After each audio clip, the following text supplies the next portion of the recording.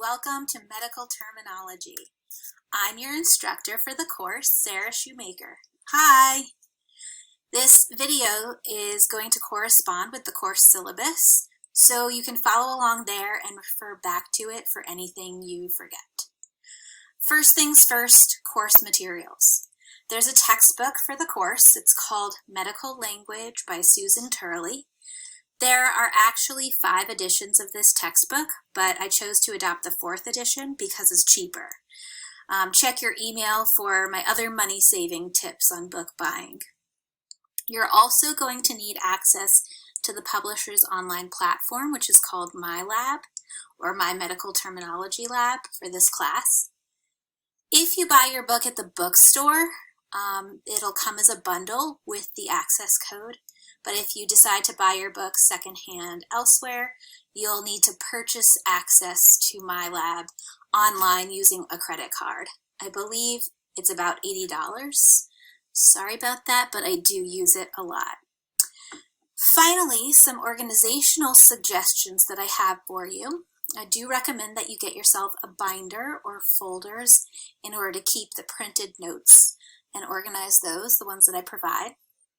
I also strongly encourage you to use flashcards in order to learn all the vocabulary for the course. They can be physical index cards or pieces of paper, or you can use a flashcard app or website. A really popular one is called Quizlet.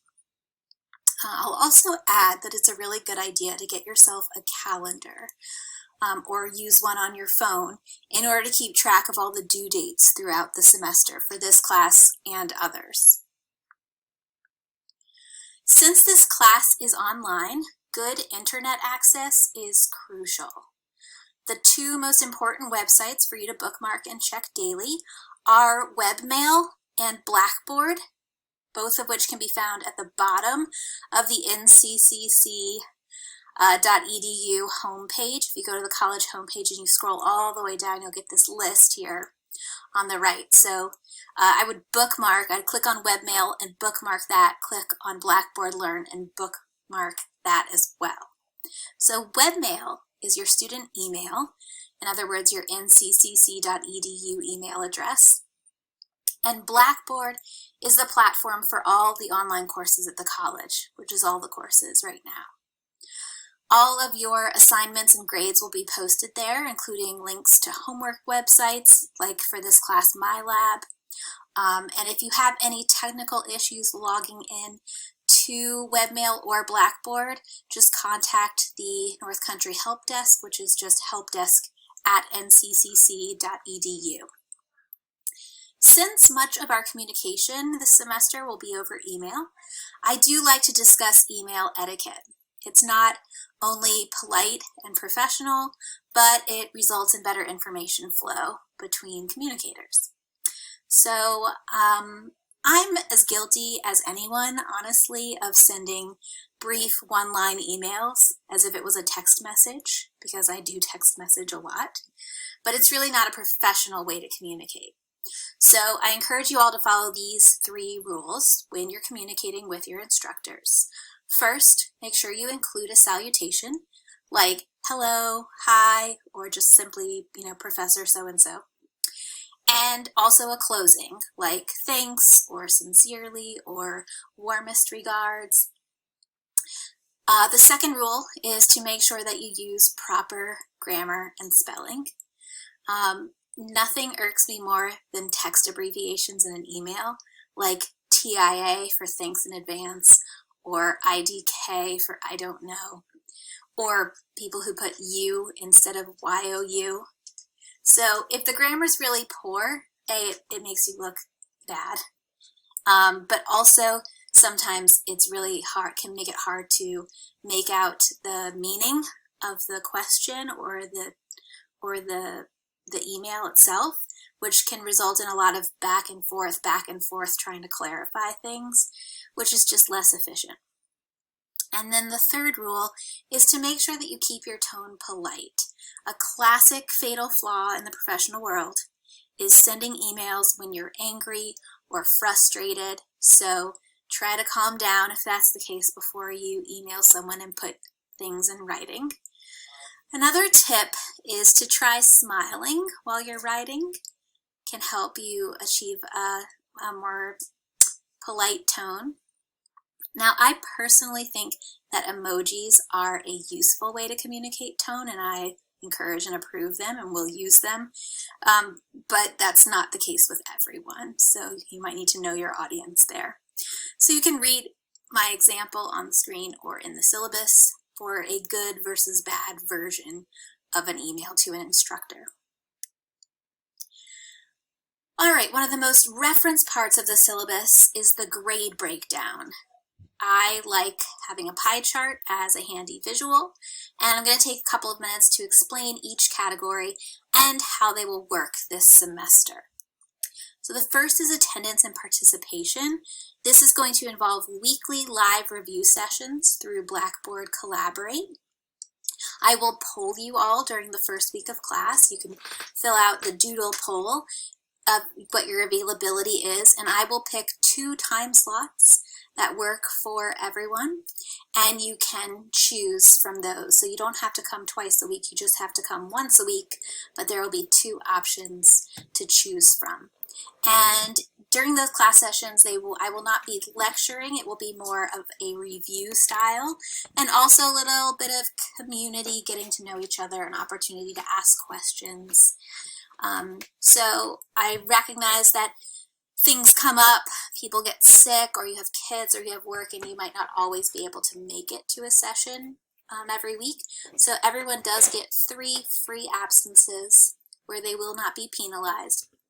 But otherwise, in the 15 weeks of the class, you need to attend a total of 12 live sessions in order to get 100 for your attendance and participation grade. I will be grading you out of 12. So if you miss 4 classes, 3 of them are free, and the last one will be a penalty. So you would get a grade of 11 out of 12, which is still like a 95% or something. All right, the next thing is the homework. The homework for the class is online using my medical terminology lab. And there are several activities, I think there's like 8 or 9 activities in that program that you will do each week for each chapter. Some of them are really fun. A lot of them are set up like games. One of my favorites is called Pill Popper. So there's little pills that have medical word parts on them, and then there's a pill container that has a definition, and you have to pop the correct pill into the pill container. And it's cute. And it's very quick. So some of these activities will take you literally 1 or 2 minutes, and others will take you more like 30 minutes. So all in all will probably take, I would expect, maybe about 2 hours a week to complete the homework.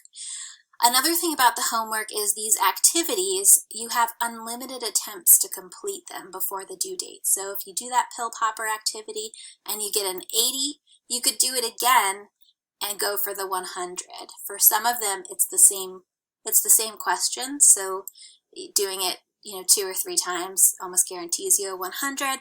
For others, they might change up on each attempt.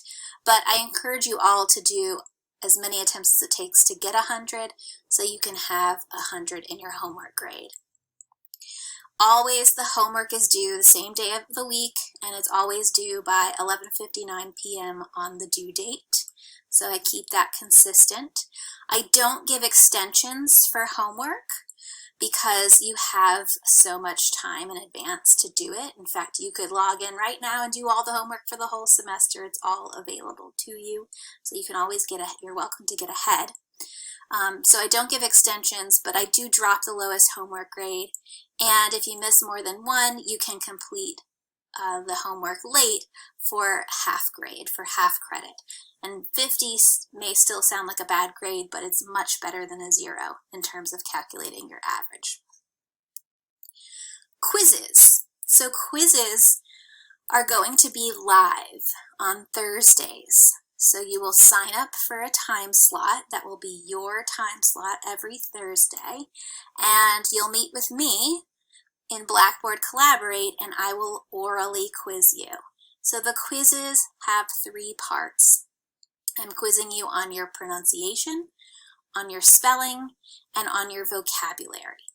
The pronunciation and spelling parts, there will be a list of words, of 10 words that I give you. Those will be the words you practice for pronunciation and spelling, so there's no surprises there. Vocabulary is of word parts, so roots and suffixes and prefixes, and for that there's about 100 different words per chapter. I'm not going to test you or quiz you on all 100 word parts. I'll only quiz you on 10, but you won't know which 10, so you do need to study them all. And that's where flashcards come in very handy. So quizzes, again, Thursday is quiz day. There are no extensions. I will not give quizzes on other days. If you miss your time slot, you can reschedule for another time later in the day, but you cannot reschedule for another day. However, things do come up, so I will drop the 2 lowest quiz grades. Unit tests will be frequent because, again, there's so much vocabulary that it's hard to be responsible for multiple chapters in a single test. So I found that chunking it into smaller chunks is what works best for students. So there will be a test every 2 weeks in the class, but they'll only be covering 2 chapters. The tests will be multiple choice and short answer questions. They'll be available in Blackboard, and they'll be available for the whole day, for 24 hours on a given date. But once you start the test, you will only have a fixed time to finish it. So you can't spend all day on it. You can't leave and come back. You must finish once you start within that allotted time period. So a good idea is to mark on your calendar when test days are and make sure you can reserve a couple of hours for you to find a private, quiet location where you can focus and take your test without interruptions. And then lastly, the final exam. I won't go into that much because it's so far away, but it will be comprehensive. It will be in Blackboard. It will be 100 multiple choice questions, and it'll be same format as the test in the sense that you will have all day to take it, or all day to decide when you want to take it. But once you start, you will have a set time to finish it. Another important part of the syllabus is the course and college policies section. So if you have an ADA or 504 plan for accommodations, or you had an IEP in high school, you need to get that paperwork filed with our ADA 504 coordinator, Cami Sheridan, who can be reached at csheridan@nccc.edu. I can only give students accommodations when I have that paperwork. Now, whether or not you get accommodations, I encourage all students to get a tutor. You can sign up online via the Learning Assistance Center, or the LAC for short, and it's totally free. Well, I guess not really free because it's included in your tuition and fees, so you're paying for it whether you use it or not. You might as well use it. I personally had tutors for all of my science classes in college, and it was so great. They saved me so much time and stress, and honestly, it's better to get one at the beginning and then, quit if you don't need it anymore, rather than waiting until you're struggling or failing and then try to get help. The academic integrity policy is all about honesty. Always remember that you are here to learn, not to make grades, okay? Sometimes students become so focused on the grades that they need for certain programs that they engage in dishonest practices in order to achieve them, but then they fail to obtain the knowledge that they need in order to succeed on licensing exams or in the professional world. It's especially tempting in the online platform to cheat on assignments and tests, but trust me, it will hurt you in the long run. So while I design some of the assessments to minimize cheating opportunities, I'm also trusting you to show honesty and integrity in your coursework. The COVID policy is because we are in the middle of a pandemic, and so there are currently restrictions in place for students coming to campus. If you need to be on campus to use the internet or printers or get tutoring, just be aware that there are rules to follow, like you'll need to make an appointment in advance, you'll need to complete a health survey, and you'll need to wear a mask, are some of the things. Some other policies that I like to mention are those around sexual harassment and diversity and inclusion. The college does not condone sexual harassment in any form, verbal or physical, between employees or students. So if you experience sexual harassment from anyone at the college, even if it's unrelated to this class, just know that you're safe to confide in me. I do have to report it to our Title IX coordinator, whose job it is to check in with you and determine what actions you would like to take about it. I also have a diversity and inclusion statement in the syllabus because I aspire to create a learning environment that supports and celebrates diverse experiences and identities, whether it's race, gender, religion, sexuality, ability, etc. I try really hard to be respectful and inclusive, and I ask you to do that as well. Furthermore, if you feel discriminated against by me or by classmates, please let me know, because when we know better, we can do better. Finally, there's the instructor's academic right statement at the end of the syllabus that basically says, I'm the boss of the course and I can make changes to the syllabus at any time, but I rarely do. So before we go, I just wanted to give you a quick tour of our Blackboard website.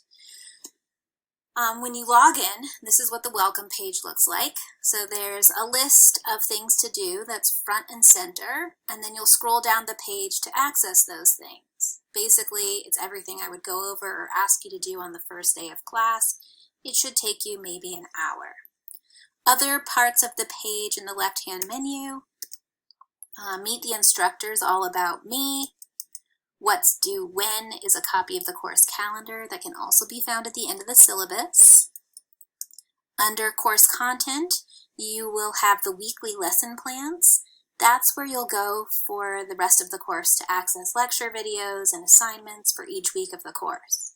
When you click on this link, you'll see a bunch of folders with dates, and you'll open the folder to find a list of assignments that looks very similar to this welcome page. It's basically a to-do list followed by all of the items to complete. Blackboard Collaborate is like a built-in Zoom platform that belongs to Blackboard. It allows us to video conference together within Blackboard and record those sessions within Blackboard. So that's how we will meet for our live sessions and live quizzes. And when you click on Blackboard Collaborate, it will bring you to a page with a list of live sessions that you can click on and join. I do have a YouTube channel where I'm uploading all the videos for the course, and I'll embed those videos in the course assignments each week. But if you ever just want to head straight to my channel, there's a direct link right there.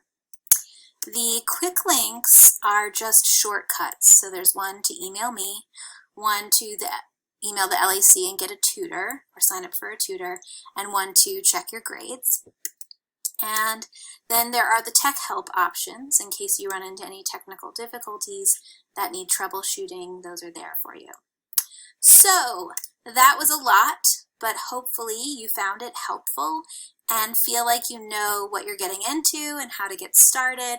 So if you have any questions, feel free to email me or message me in the Remind app if you've gotten it, and I will see you soon.